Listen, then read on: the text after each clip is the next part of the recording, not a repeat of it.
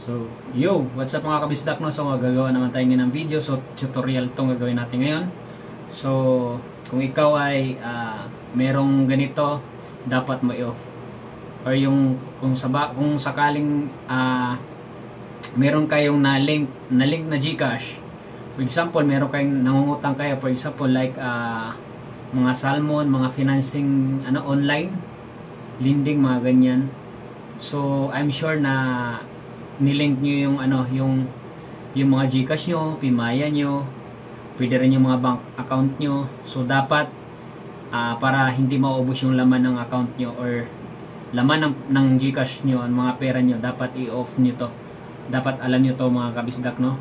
So ngayon ituturo ko sa inyo step by step kasi ito importante talaga, kasi kapag ito naka-on, automatic nagbabawas. Katulad dun sa isa kong tita na problema niya is nagulat na lang siya doon sa GCash niya, bakit may nabawasan yung laman ng GCash niya, kasi ito yung problema, kasi nga naka-on yung payment method niya doon sa Google. So ngayon ituturo ko sa inyo step by step mga kabisdak, no? So susundan niyo lang ako na yung makatulong to sa inyo, makatulong tong ginagawa kong video sa inyo. So yun, tara samahan niyo na ako para umpisahan na natin yung ating tutorial about dun sa payment method or yung paglilink. So dapat tanggalin natin yung yung pinakaano yung mga ginagamit yung GCash, nilink nyo dun sa mga pinagutangan nyo.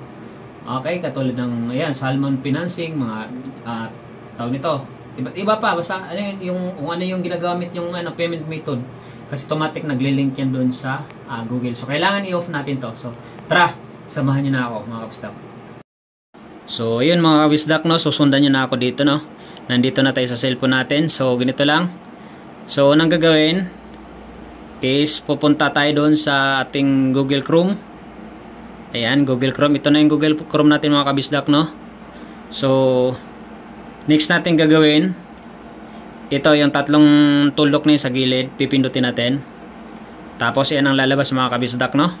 So, sundan nyo lang to step by step. Madali lang naman to eh. So kailangan talaga natin ang next natin gagawin, ito na, 'di ba? Tapos pindutin yung settings mga kabisdak. Okay, so ayun na yung lumabas. Ayan, nandito na tayo. So scroll down nyo lang pababa. Ito 'yon. Ayan mga kabisdak, no? Sundan ito, madali lang. So hanapin niyo dito yung yung payment method. Ayan, nandito lang yung mga kabisdak, no? Huwag nyo kalimutan, payment methods. Ayan, ito yun. Ayan, nakita nyo? Ayan, i-click natin. So, yun, nakikita nyo mga kabisdak. Itong gamit ko na tong cellphone na to, hiniram ko lang, no? So, yun, delikado yung niya. Ito, may nakalagay, add payment method. So, yun. Dapat i-off nyo to mga kabisdak, no? Kasi ito, delikado talaga kapag meron kayo laman sa mga GCash nyo, tapos nakalink dun sa mga for example, sa mga online financing. So, delikado po yun mga kabisdak. Automatic na maubos. Hindi mo malayan maubos yung pera nyo, lalo sa bangko. Okay, so ano ba yung kailangan i-off natin dito? So, ito lang. Ayan ang nakalagay. Save and file payments methods, files and payment forms with your save payments method. So, dito, nandito nakalink yan kapag naka-on yung ganyan.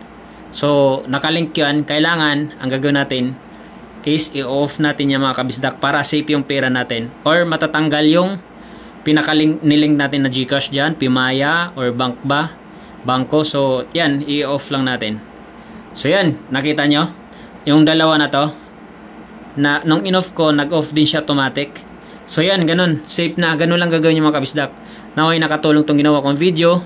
So yun lang, maraming salamat. So yan, ganun lang mga kabisdak, sundan nyo lang to. Thank you.